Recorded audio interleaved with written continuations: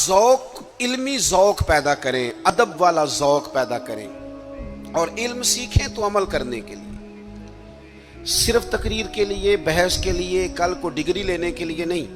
آپ علم اس لیے سیکھیں، جب نا علم خالی تقریر بن جاتا ہے نا، اور علم خالی تدریس بن جاتا ہے، پھر وہ اس طرح کا بھی بعض اوقات معاملہ بنتا ہے کہ عارف رومی کہتے ہیں کہ اگر تو صرف لفظ تجھے یاد ہے اور تو عمل نہیں نہ کرتا تو یہ لفظ تو طوطے کو بھی رٹا دیا جائیں گا تو وہ بھی رٹ لے گا، تیرا اور اس کا کیا فرق ہوگا؟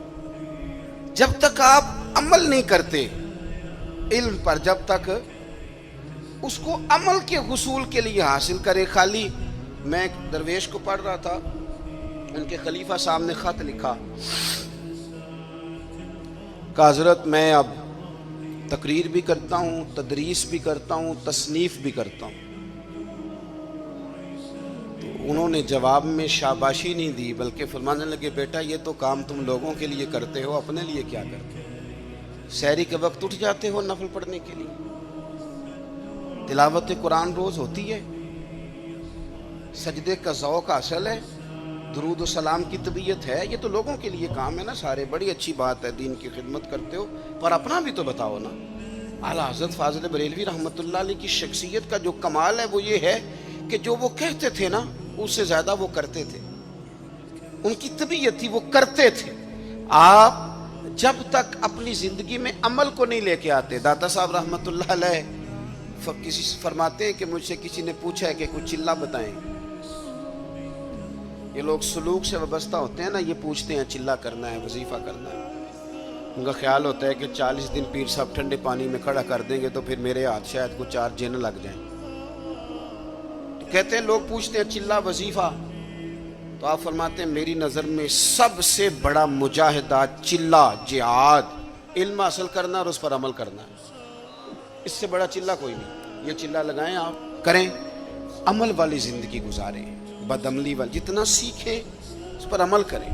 ہمارے ہاں ہم محافل میں جاتے ہیں تو لوگ کہتے ہیں جی آپ 30 منٹ تقریر کرتے ہیں، 1 گھنٹہ سننی ہے، تو میں کہتا ہوں پچھلی 30 منٹ والی پہ عمل ہو گیا ہے، اور ہو گیا تو چلو اور کر لیتے ہیں۔ باقی یہ ہے کہ یہ تو آپ کو عمل کے لیے دین سیکھنا تھا، جتنا آپ عمل کریں گے۔ سید دیدار علی شاہ صاحب محدث الوری رحمۃ اللہ علیہ، اعلیٰ حضرت کے خلیفہ ہیں، وہ کہتے ہیں کہ میں دوست تھا صدر اللہ فاضل سید نعیم الدین صاحب مراد آبادی کا، میں چونکہ دوست تھا تو سید صاحب اعلیٰ حضرت کی بڑے عقیدت مند تھے، تو اکثر وہ کہتے ہیں میں نے بریلی شریف جانا ہے۔ تو ایک دن میں پہنچ گیا مراد آباد، تو انہوں نے سامان باندھا ہوا تھا بریلی شریف جانے کے لیے،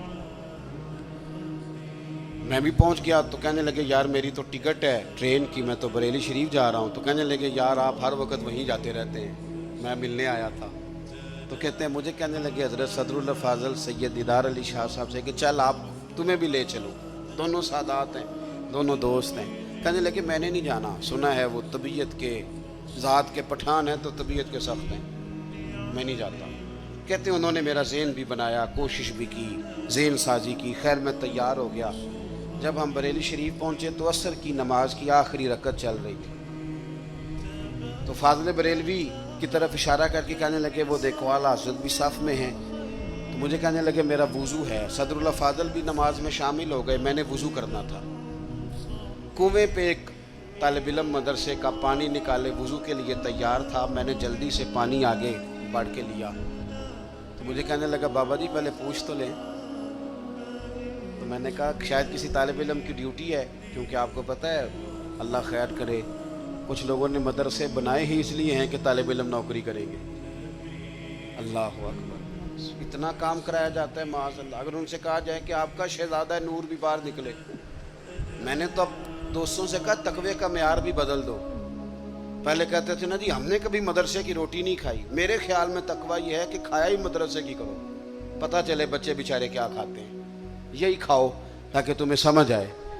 آپ یہ اب مزاج بدل کے دیکھیں کہ یہ اگر تو آپ اور آپ کے بچے بھی کھا سکتے ہیں تو ٹھیک ہے، پھر یہ کون سا معیار ہے بھائی؟ آپ کہتے ہیں میں نے کبھی کھائی نہیں، وہ کھانے والی ہے ہی نہیں، وہ آپ کے کھانے والی ہوتی تو ضرور کھاتے، الا ماشاء اللہ۔ آمدام برسر مطلب फरमाते हैं तालिब इल्म से कहा पानी, तो कहने लगा जी नहीं, मैं आपने पूछा ही नहीं। तो मैंने कहा चलो इजाज़त दे दो। तो कहने लगे हज़रत साहब मैं नाबालिग हूँ, अपनी मर्ज़ी से भी अपनी चीज़ किसी को नहीं दे सकता।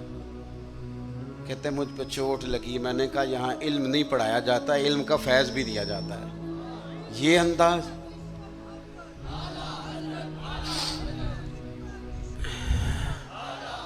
सुनेंगे जी आप।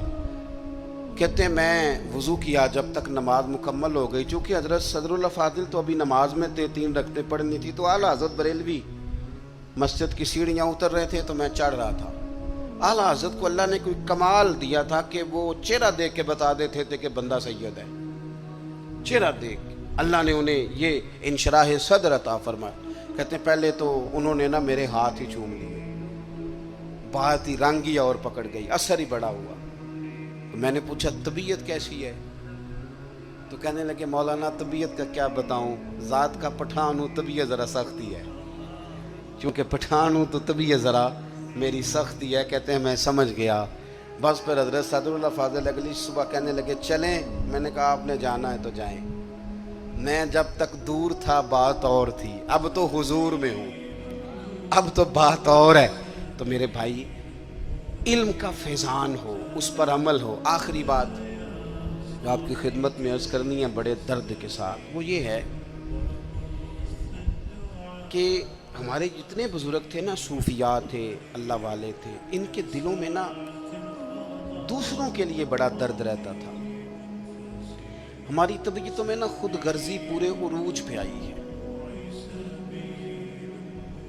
दूसरों के बारे में इनकी तबीयतें, जितने भी काम करते थे उम्मत की मिल्लत की खैरखाई के लिए करते थे। हम इल्ला माशाअल्लाह जो कदम उठाते हैं तो वो अपना नफ़ा नुकसान देख के उठाते हैं। जब तक आपके दिल दूसरों के हक में नरम नहीं होते, गरीब आदमी जो होता है ना, ये सियाना नहीं होता। गुर्बत ने मेरे बच्चों को तहजीब सिखा दी, अब सहमे हुए रहते हैं, शरारत नहीं करते। गरीब सियाना नहीं होता। क्यों? कि महंगा मोबाइल ना हो तो चलाना भी नहीं आता, तो बंदा कैसे सियाना होगा? वो इसलिए सियाना नहीं होता कि कार ना हो घर में तो उसका दरवाज़ा बंद करना भी बंदे को नहीं आता। गरीब समझदार नहीं होते, और अगर वो समझदार होते तो फिर वो गरीब होते, फिर तो उन्हें भी सारे चोर दरवाज़ों का पता होता कि कहाँ से गुजर के। इनके बारे में ना अपने रवैये नरम किए जाएं। मैं बड़े दर्द से अर्ज़ करूँगा, हमारे यहाँ लोगों को इल्म सिखाने से पहले जाहिल कह दिया जाता है। मैं भी जनाजा पढ़ने से पहले कहता हूँ लोगों को नमाज जनाजा नहीं आती जी। तो अगर मेरे 2 नमाजी मुझसे खड़ा करके पूछ लें कि मौलाना आपने किस दिन कहा था वो सिखाऊँ, तो उसका क्या हाल है? हमारा जो नौजवान थोड़ा पढ़ जाता है वो कहता है मेरे पिंड वाले जाहिल नहीं जी सारे। भाई आप बड़े जाहिल हैं। अगर आप पढ़े लिखे होते तो फिर आप उनको भी कुछ तालीम देते। देखिए ना, एक आदमी रोज़ सफ़र करता है जहाज़ का, रोज़ वो फ़्लाइट में होता है, तो उसे तो पता है कि मैंने इमिग्रेशन कैसे करानी है, और मैंने बोर्डिंग कार्ड कैसे लेना है, और सीट नंबर कैसे, और सीट बेल्ट कैसे। तो एक बाबा तो बेचारा गरीब है, कमेटी डाल के उम्रा करने जा रहा है, उसको थोड़ी पता है कि इमिग्रेशन कैसे करानी है, तो पासपोर्ट कैसे थामना है। तो आपने सामने देख लिया कि जहाज़ का अमला बहस कर रहा है, बाबा कहता है मैंने इधर ही बैठना है, वो कहता है आपका सीट नंबर नहीं। मोहल्ले का नौजवान पढ़ा लिखा है, M.Com, B.Com, MSc, वो दूर खड़ा होकर कह रहा है जाहिल हैं जी हमारे मोहल्ले वाले, देखो इनको पता ही नहीं। भाई जाहिल तो आप हैं, अगर नाराज ना हो। अगर आपको पता चल गया तो आप मेरे मोहल्ले के बाबा जी हैं और आप तालीम याफ्ता थे, तो उठ के दरवाजे पे इस्तकबाल करना चाहिए था, और सीट नंबर दे के खुद बिठाते, हाथों से सीट बेल्ट बांधते, और पानी की बोतल दे के कहते बुजुर्गो परेशान ना होना, फलां सीट पे बैठा हूँ, ज़रूरत पड़ी तो दोबारा भी आवाज़ दे लेना। अल्लाह के रसूल सल्लल्लाहु अलैहि वसल्लम ने क्या फरमाया? हुजूर ने फरमाया तुम आग में गिरते हो इस तरह पतंगे गिरते हैं, और मैं तुम्हें सीना बंद से खींच खींच के पीछे लाता हूँ। तो अनपढ़ को इल्म देना है या उस पर तनकीद करनी? बेअदब को अदब सिखाना है या उस पर तनकीद करनी?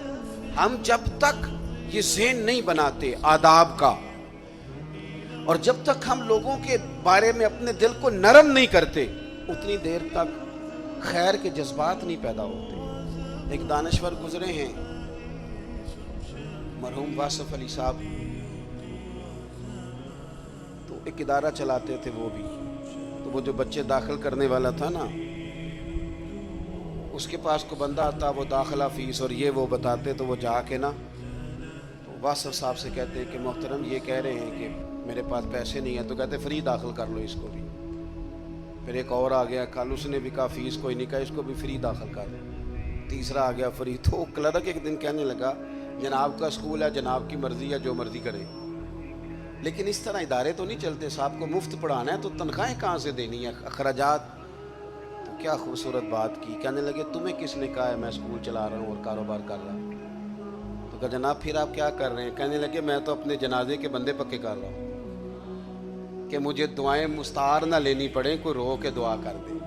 کس نے مجھے پڑھایا تھا، مفت میری تعلیم کا خرچ اٹھایا تھا، تو کچھ جنازے کے بندے بھی تو پکے کرنے چاہیے نا۔ ساری زندگی اب یہ کہ مکان ہی پکا کرتے رہے بندہ، بینک بیلنس ہی پکا کرتا رہے۔ فاضل بریلوی رحمۃ اللہ علیہ، اگر آپ ان کو دیکھیں تو مولانا جمیل الرحمان صاحب رحمۃ اللہ علیہ فرماتے ہیں کہ صرف یوں پریشان ہو کے اور تکلیف میں آ کے 10-20 ہزار نہیں، کسی کو 100 جھڑکیاں پلا کے نہیں، بلکہ کہتے ہیں بیواؤں کے باقاعدہ وظیفے لگائے تھے اعلیٰ حضرت، ہر مہینے خرچہ جاتا تھا۔ فرماتے میں نے دیکھا کہ جس طرح کے کپڑے وہ اپنے پوتے کے لیے بنواتے تھے، طالب علموں کے لیے بھی اسی طرح کے بنواتے تھے۔ اور فرماتے میں نے یہ بھی دیکھا کہ دروازے پہ جو آتا تھا نا اس کو دیتے بھی تھے اور اس سے معذرت بھی کرتے تھے کہ میں تیری طلب تو پوری نہیں کر سکتا، پر جو حیثیت ہے اس کے مطابق تجھے، جب تک آپ لوگوں کے حق میں طبیعت کو نرم نہیں کرتے۔ آپ، میں نے کہا کہ غریب سیاںا نہیں ہوتا، ہم کہتے ہیں آپ یہ عقل مند نہیں، تو بھئی عقل مند جیدے گھر دانے ہو دے کملے بھی سیانے، یہ تو پیسوں سے عقل آتی ہے بھائی۔ پھر تو ہم نے دیکھا ہے کہ غریب سے غلطی ہو جائے تو لوگ کہتے ہیں تو انہیں جان کے برتن توڑا ہے، جان بوجھ کے کرتا ہے، اور امیر سے ہو جائے تو کہتے ہیں نہیں نہیں جناب سارے ہی آپ کے ہیں، بے شک۔